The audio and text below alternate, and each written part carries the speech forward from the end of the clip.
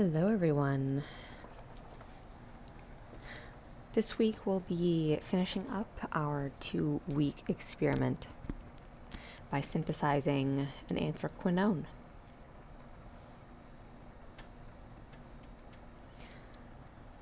So we're going to be doing kind of two things this week. We'll be completing the conjugated system. You'll see the entire finished molecule will be conjugated. But we're also performing a ring closure, so we're going from a molecule that has kind of 2 rings and a linker to 3 completed rings. Now, why is the type of chemistry we've been doing for these 2 weeks important? It's important first, both for industrial and textiles, because anthraquinones, due to their conjugation, can be used as dyes. They make some pretty sweet colors. They also have medicinal purposes. They can be used as laxatives, awesome, and they're also anti-inflammatory, so they can have a wide variety of purposes, both practically and medically.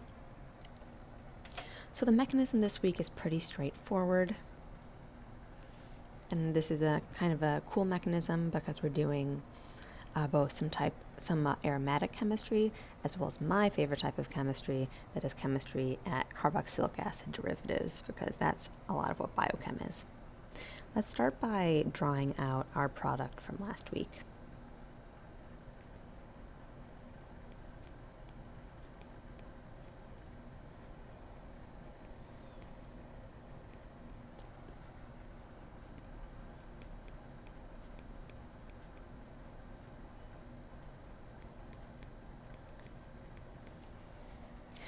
And then let's also draw in our catalyst this week, sulfuric acid.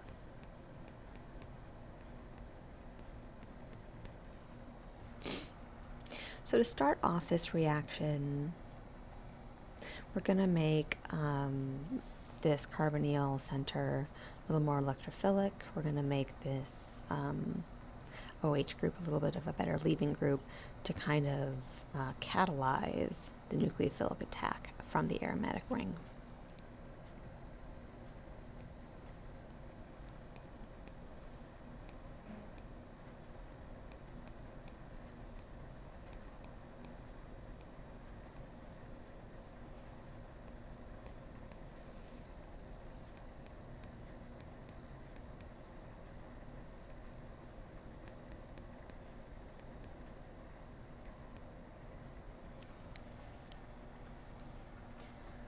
So performing this step should make this carbonyl carbon a little bit more electrophilic.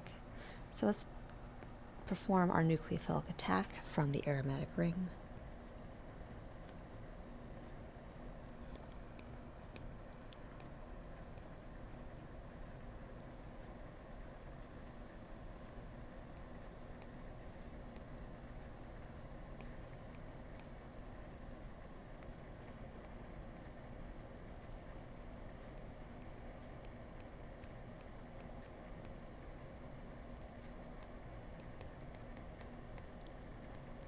And we can see at this point that once we have this tetrahedral intermediate, when we collapse it back down, this OH2 plus is a pretty decent leaving group.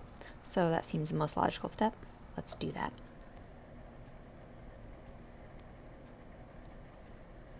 And then also say, Dr. Livesey, don't forget to finish all these double bonds.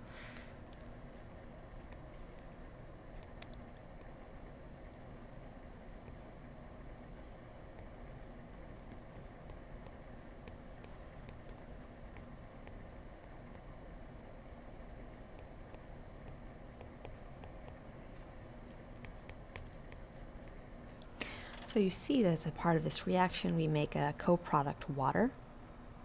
How exciting. But we're not quite done yet.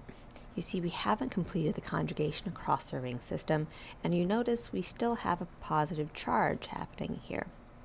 So let's not forget that we have our sulfuric acid catalyst, right?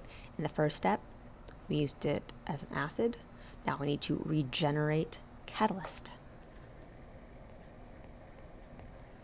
So we've used it as an acid. It's time to use it as a base.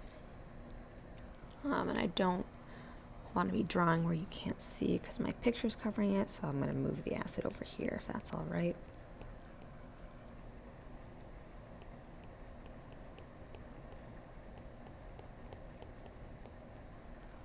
So this acid will go in,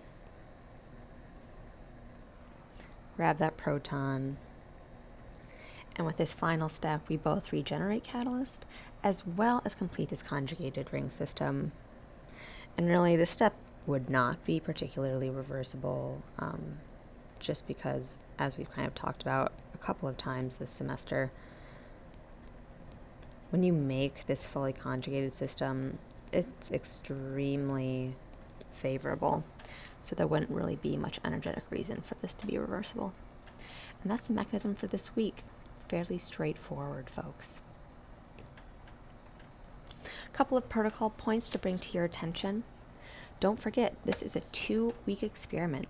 So the very first thing that we should be doing is we should set aside, the very first thing we should be doing is taking a mass of our product from last week, and then set aside a very small portion of our product for TLC at the very end.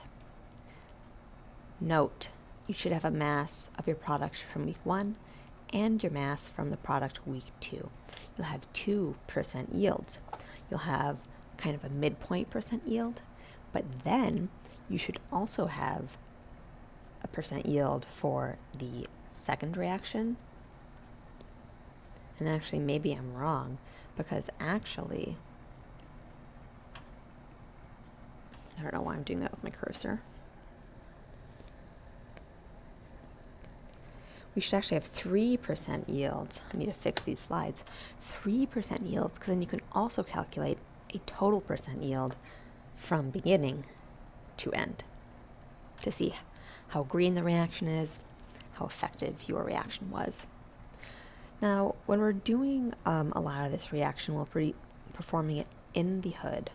We'll be doing the reaction in concentrated sulfuric acid, and we'll be heating that solution up. Sulfuric acid is incredibly corrosive. Okay? We don't want to get this on our skin. Additionally, if we're heating it up, we might get a little bit of acid vapor. You don't want to breathe that in. Again, it's corrosive for your lungs as well as it would be for your skin or any part of your body. So we'll be very careful with our safety protocol this week, keeping those goggles on and practicing really good lab safety. At the very end, we'll be washing our product with ammonia after we do the vacuum filtration. Think about why this is a necessary step in harvesting our product. And then for the TLC folks, make sure you spot everything that's required. We'll have some phthalic acid for you to spot as a control. You'll have your product from week 1 and your product from week 2. So you should have 3 spots on your TLC plate this week. And that's all for this week, folks. Kind of short and sweet. I leave you with our very last cat meme of the semester. See you in lab.